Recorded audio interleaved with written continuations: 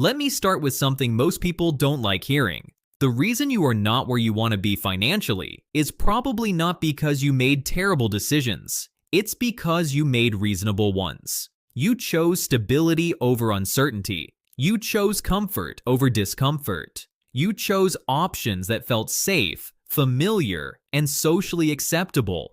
And none of those choices felt wrong at the time. That's the problem. Financial regret rarely comes from obvious mistakes. It comes from years of decisions that felt fine in the moment and devastating in hindsight.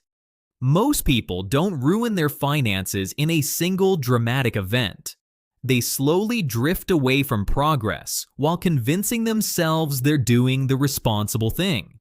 If you've ever had the thought, "I should be further along by now," this video is for you, because that feeling doesn't come from laziness or ignorance. It comes from something much quieter. Your comfort zone. Here is the thing about the comfort zone that nobody tells you straight. It does not feel like a trap. It feels like home. It feels like a Friday night with nowhere to be. It feels like the job you have had for 6 years that pays just enough. It feels like telling yourself you will start next month. And slowly, very quietly, it costs you everything. Not in one dramatic moment. Not the way it happens in films. It costs you in tiny daily decisions that each feel completely harmless. And by the time most people notice what happened, a decade has gone by. I have spent over 20 years studying behavioral economics, personal finance, and the psychology of why intelligent people make financially self-defeating decisions. And today, I want to talk about the most expensive thing most people carry around with them every single day. It is not a car payment. It is not rent. It is not even your subscription services. Although we will get to those, do not worry. It is the invisible fence people build around their own potential, the comfort zone, and it is costing you more than you have fully reckoned with. Let us get into it. Most people hear the phrase comfort zone and picture someone refusing to go skydiving, or someone too nervous to speak at a party. That is not what I am talking about. I am talking about the financial comfort zone, the economic comfort zone, the quiet, daily habit of choosing what feels safe over what actually moves your life forward.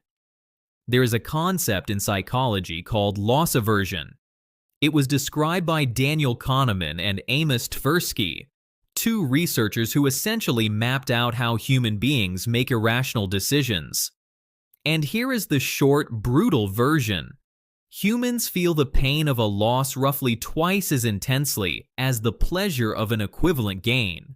So losing $100 hurts you about twice as much as gaining $100 feels good, which means every single time you consider making a financial change, investing, changing careers, starting something new, your brain is screaming, "What if you lose twice as loudly as it is whispering, 'What if it works?'" You are literally, biologically wired to stay still, and in recent times, that wiring is being exploited more aggressively than at any other point in history. Every app on your phone is engineered to keep you comfortable, passive, and scrolling. The algorithm does not want you restless. Restless people cancel subscriptions. Comfortable people watch one more video. There is a meme circulating right now. "I am not procrastinating. I am stress researching." You have seen it.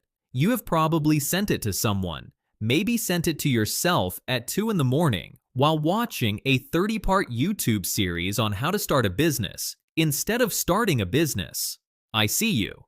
I have been you. Here is what the comfort zone actually is. It is the distance between where you are and where the discomfort starts, and real, lasting, meaningful wealth lives just outside that boundary, not on another planet, not 1,000 miles away, just slightly past where most people are willing to go. Let me show you something that genuinely bothers me every time I run these numbers. Two people, same age, 28, same income, 45,000 a year, same city, same university, same degree, same grades. On paper, completely identical. Person A stays comfortable. Same job, same routine. They think about investing, but the market seems risky, so their money sits in a savings account earning around 1.2% interest. They will start investing when things settle down. Here is the thing about when things settle down. That is not a phase, that is just life. Things do not settle, they shift constantly. Waiting for calm water to start swimming means you never get in. Person B gets slightly uncomfortable. They put $300 a month into a low-cost index fund. Nothing dramatic. No meme stocks, no NFTs. Those had their moment. Rest in peace to your bored apes. Just a boring index fund averaging around 8% annually. By the time they are both 58, 30 years later, Person A has a savings account and a low-grade background anxiety. Person B has over $400,000 from $300 a month. Money that felt, at 28, like too much to risk. That gap, that $400,000 gap, was not created by talent, by luck, or by knowing the right people. It was created entirely by a tolerance for discomfort. One person was willing to watch a number on a screen occasionally dip before it rose. The other was not. That is the whole story, and here is what makes this urgent right now. Today, there is more wealth being created, transferred, and permanently lost than at almost any point in modern history. Artificial intelligence is restructuring entire industries. Remote work has permanently changed how people earn. The creator economy is generating real income for people who would have been told 10 years ago that their skills had no market. The comfort zone used to keep you roughly where you were. Now it actively pushes you backwards. Because the world is accelerating and staying completely still is mathematically the same as falling behind. There is a phrase I keep hearing, quiet quitting. The idea of doing just enough to stay employed and nothing more, and I understand why it emerged. Hustle culture burned real people out in real ways, and that is worth acknowledging. But there is an important difference between protecting your energy and opting out of your own potential. One is self-preservation. The other is self-abandonment. And they can look identical from the outside. I want to walk you through what I call the 3 comfort traps. These are the specific patterns I see most often in research, in conversations I have had over 20 years, and honestly in my own decisions that keep intelligent, capable people financially stuck. The first is the familiar salary. Most people stay in the same job not because it is the best option, but because it is the known option. Your brain has already mapped it entirely. You know the routine. You know your colleagues. You know your manager is not great, but you know exactly what kind of not great they are. And there is a genuine psychological cost to leaving all of that, even when leaving would clearly benefit you. Research consistently shows that people who voluntarily switch jobs see significantly higher wage growth than people who stay put. Meanwhile, stayers, when you account for inflation, often see their real purchasing power quietly decline year after year while feeling like they received a raise. The comfortable job is not just emotionally costly, it is numerically, financially costly. The feeling of safety has a price tag, and you are paying it silently every year you do not negotiate, do not explore, do not push.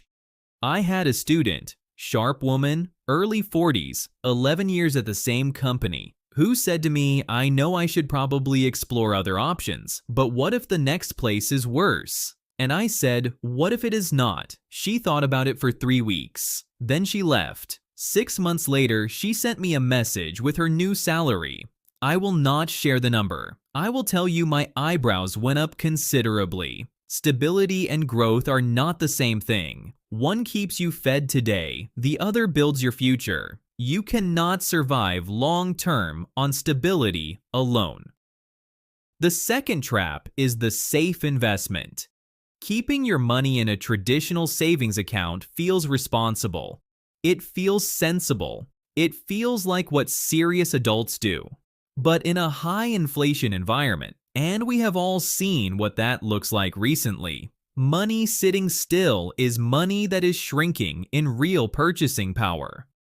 Now, I am not here to tell you to gamble your savings on meme stocks. I watched 2021 happen. I watched people put their rent money into GameStop because someone on Reddit said so.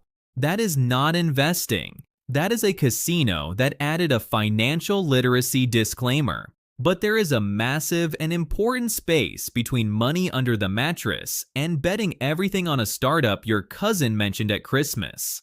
That space is where slow, boring, genuinely effective wealth building happens. Low-cost index funds, consistent contributions, time. That is it. That is the boring secret. And most people never enter that space because entering it means accepting that a number on a screen might temporarily go down before it goes up. That is the discomfort. A number on a screen. That is all it is. And yet it stops millions of people from building the kind of financial security their future selves would be deeply grateful for. The third trap is the hardest to talk about honestly. I call it the identity investment. By your late 30s or 40s, and I say this as someone very much in that territory, you have a strong, settled sense of who you are. Your identity is tied to your career, your expertise, your professional reputation. You are the person others come to for answers in your field, and anything that threatens that identity does not just feel uncomfortable, it feels dangerous. Starting something new means being a beginner again. Being a beginner at 47 when you are used to being the expert in the room is profoundly uncomfortable. Your brain reads it as a threat, as loss of status. I know a man, let's call him David, who spent 22 years as a senior engineer. He watched the wave of AI automation coming toward his specific niche. He knew exactly what was happening. He is a genuinely intelligent person. But rather than upskill or pivot, he spent 2 years monitoring how things develop. By the time he moved, half his industry had restructured around the people who had already made that uncomfortable transition. The identity investment is the belief that who you have been is more important than who you could become. And I say this gently but directly. That belief is one of the most expensive things you will ever carry. The people who build the most wealth later in their lives are not always the most educated or naturally gifted. They are consistently the most curious, the most willing to look temporarily foolish on the way to somewhere better. That willingness, that capacity to be briefly incompetent at something new, is worth more than most credentials.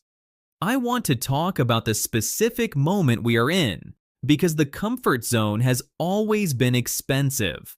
But right now, the cost is accelerating faster than most people are tracking. We are in the middle of one of the most significant economic restructurings in a century. AI is not a future development. It is here, and it is not evenly distributed. The people who adapted early are already compounding their advantage. The people who said they would wait and see are now seeing. And what they are seeing is not particularly comfortable. Here is something that does not get said enough. Adapting does not mean abandoning what you know. It means connecting what you already know to where things are going. If you work in finance, I will not replace your judgment. But it will replace your competitor who has not integrated AI tools alongside their judgment. The same truth applies across medicine, law, marketing, education, and engineering. The expertise is not what is threatened. The comfort of doing it entirely the old way is. There is also a profound shift in how personal wealth is built. For most of history, wealth came from ownership of physical things. Land, equipment, inventory. then from credentials and institutional employment. Now, the primary engines of new personal wealth are intellectual property, digital distribution, reputation capital, and the ability to share expertise without any geographic limit. A 45-year-old man who understands a trade, a craft, or a professional skill deeply, genuinely deeply, has a potential audience today of hundreds of millions of people who need exactly that knowledge. That was impossible 15 years ago. Now it is a YouTube channel, a newsletter, an online course, a consulting arrangement built around what he already knows. The barrier is not skill. It is not platform access. It is entirely the willingness to look slightly uncertain on camera for the first few months until it clicks. The comfort zone says that kind of thing is not for people like you. And it is wrong. It has always been wrong, but it has never been more expensively wrong than right now. I also want to be honest about something. The economy is genuinely hard for a lot of people. Housing costs have become brutal. Wages have not kept pace in many sectors. I am not standing here telling you that everything is your own creation, and if you simply believed harder, you would be wealthy. That would be dishonest, and I will not do it. But within whatever constraints you are working with, and those constraints are real, the comfort zone is still costing you. It is still costing you the negotiation you have not had, the skill you have been meaning to build, the opportunity that scrolled past because it looked uncertain. Difficult circumstances narrow your margin. They do not eliminate it entirely. Let me get practical now, because this is where most financial content fails people. It gets them energized and then leaves them with nothing specific to do with that energy. Getting uncomfortable does not mean burning your life down. It does not mean quitting your job tomorrow or making some enormous dramatic gesture. It means building a tolerance for productive discomfort in small, consistent doses, the same way you would build any other kind of strength. Start with the financial conversation you have been avoiding, whether that means genuinely looking at your spending for the first time in a long time, calling about a debt you have been ignoring, or asking your employer for the raise you know you have earned. The discomfort of that conversation lasts about 20 minutes. The financial result of having it can last years.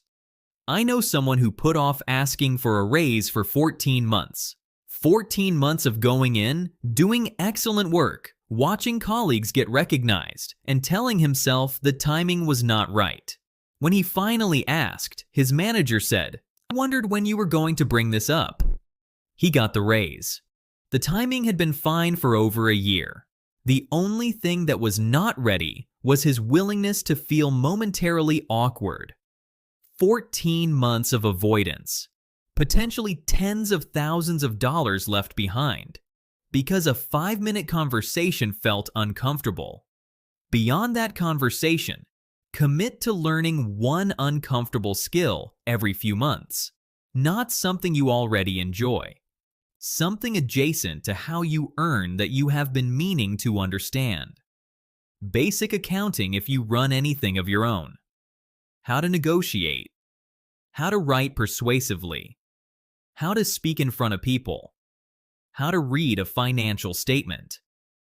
And today, if you have not yet genuinely engaged with AI tools in your professional life, that is the skill. Not because it is fashionable, because the people who understand how to use it have a measurable compounding advantage over the people who do not.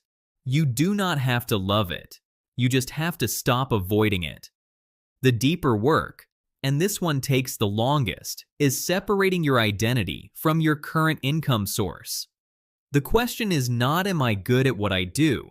The question is, what value do I actually create? And what are all the possible ways that value could be delivered? Your expertise is not the job. The job is the current delivery mechanism. And delivery mechanisms change. Sometimes slowly, sometimes overnight. I will give you a personal example. For years, I resisted video content. I am an academic. I write. I lecture. I had a settled identity built around words on paper and standing in front of a room of people who had paid to be there. Someone suggested I start making videos online. My immediate internal reaction was, that is not really my medium. That was the comfort zone talking. That was identity protection dressed up as a principal position. I eventually did it anyway. Very uncomfortably, very imperfectly, and here we are having this conversation. The imperfect start beats the perfect plan every single time. I have never once seen an exception to that in 20 years of watching people make and avoid financial decisions. I want to end on something that I think matters more than the money. The real cost of the comfort zone is not measured in dollars. It is measured in years. The year you spent at the job you did not like because leaving felt too risky. The 2 years you spent thinking about the business idea without taking a single real step. The decade you spent telling yourself you would figure out investing when you had more money, as if more money was going to arrive from somewhere and solve the problem you kept refusing to solve. Time does not come back, not the way money can, not the way some opportunities circle around again. Time moves in exactly one direction at a fixed, non-negotiable rate. I am in my late 40s. I have a different relationship with time than I did at 30. There are things I look back on and can see clearly. I was protecting myself from a discomfort that would have lasted a few weeks at most, and I spent years avoiding it. Years that could have been spent building something, learning something, becoming someone I was more interested in being. I do not say that to make you feel guilty. I say it because every person watching this, regardless of age, regardless of starting point, regardless of what the last few years have looked like, has time ahead of them, and that time will be spent somewhere. The only real question is whether it is spent in intentional, occasionally uncomfortable movement towards something, or in the passive comfort that gradually fills all the space where your potential used to live. Wealth is patient. It waits for the people who are willing to show up imperfectly, learn the hard way, make the uncomfortable call, look briefly ridiculous before they look competent. It is not waiting for perfection. It never was. The comfort zone is warm, it is familiar, and it will cost you more than you have fully reckoned with. The only thing on the other side of it is your actual life. So here is where I will leave you. I am not asking you to blow anything up. I am not asking you to reinvent yourself overnight. I am asking you to pick one thing, one specific thing you have been avoiding because it feels uncertain or uncomfortable, and take the first real step on it this week, not next month, not when things settle down, this week. It might be an email you have been drafting and deleting. It might be opening a brokerage account for the first time. It might be asking for the raise. It might be recording yourself explaining something you know well, just to see what it feels like. One thing, first step this week. Because the people who build real financial lives are not the smartest people in the room. They are not the luckiest. They are the people who developed a slightly higher tolerance for discomfort than average, and then use that tolerance consistently, quietly, over many years. That is not a rare gift. That is a choice. And it is available to every single person watching this. See you in the next one.